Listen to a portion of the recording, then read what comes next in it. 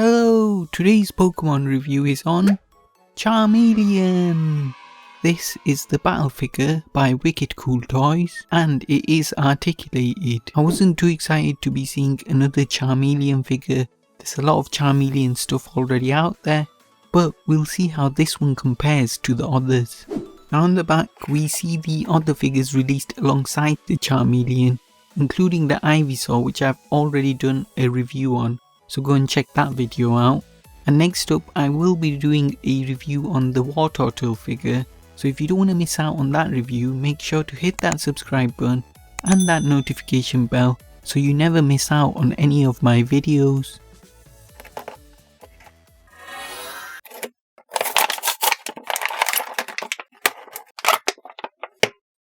Let's have a more detailed look at Charmeleon with a 360-degree spin.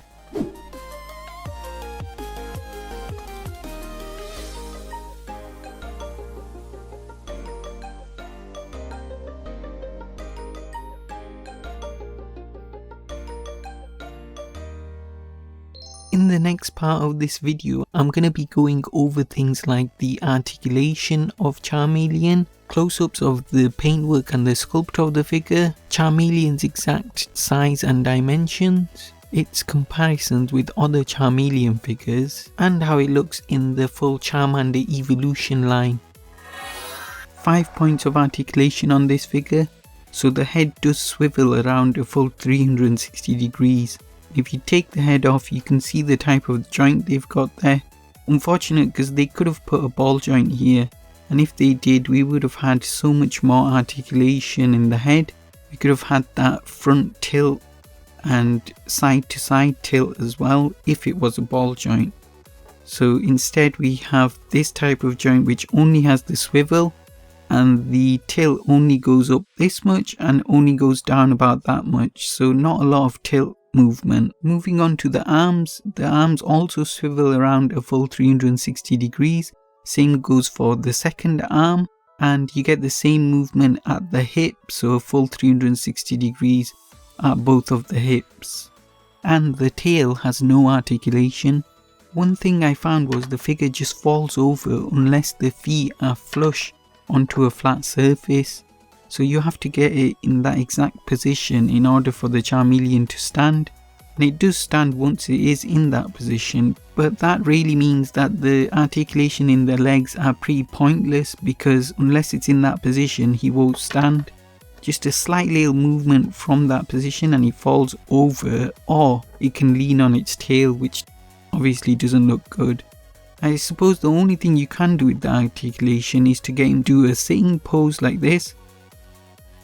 If you move the arms up to this position, you can see it looks really unnatural and weird, and that's because the arms are fixed at the elbow in that one position, so you can only really move it up to a 90-degree angle. I would have much preferred the arms to be straight down rather than bent at the elbows. If they added a joint at the elbow, they could have fixed all these issues with the arms looking really weird in that position. They could have also added a joint at the ankles so that the figure could stand in multiple different positions without falling over.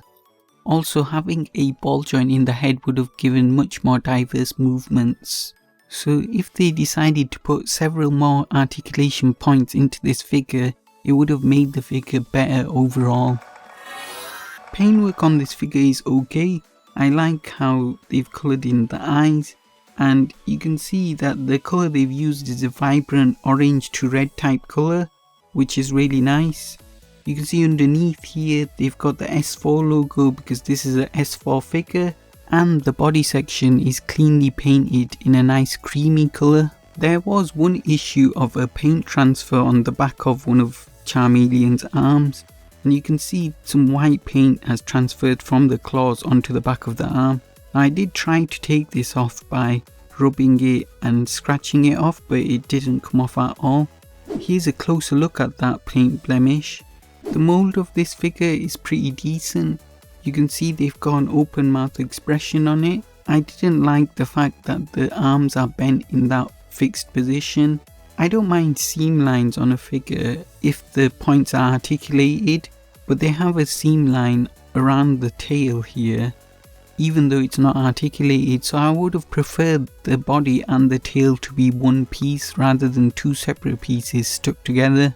One thing I definitely don't like about this figure is the head mould. From the sides it looks fine, but looking at it front on, the head seems quite bloated, and you can see this more clearly when we compare it to other Charmeleon figures.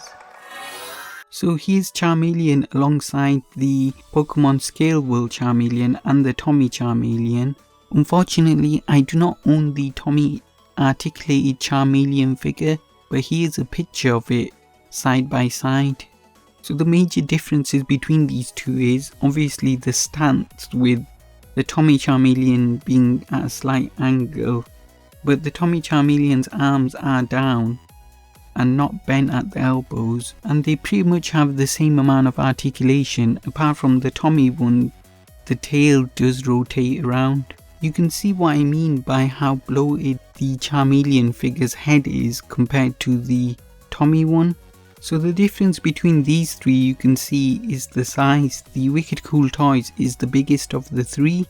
The other difference is in the composition of the flame at the end of the tail. For the Pokemon Scale World, the flame is made out of a clear plastic, and I think that looks so much better than just normal plastic painted in, as you can see on the Wicked Cool Toys and the Tommy figures. The Wicked Cool Toys version does have articulation, whereas the Scale World and the Tommy versions have no articulation. So if I had to make a choice between which of these Charmeleon figures I think is the best, I would choose the Scale World Charmeleon. I really like how it looks in terms of the fact that his arms are down by its side rather than bent in that fixed position. For me, the Scale World looks exactly how I'd expect a Charmeleon to look, and I really like the head sculpt of it as well. If you look at the Wicked Cool Toys, it just seems that the eyes are too far wide apart and the forehead is quite bloated. Now for me, even with the Tommy and the Scale World, you can see how much more lean the forehead part of the head is, and the sculpt of the head is such an important part of the overall look of the figure, and that's why I would choose the Scale World Charmeleon as the best looking one. Here's the full Charmander evolution line.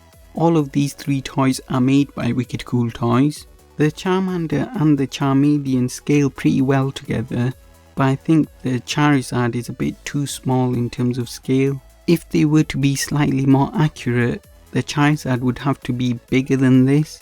So hopefully in the future they do release a Charizard in the epic scale line.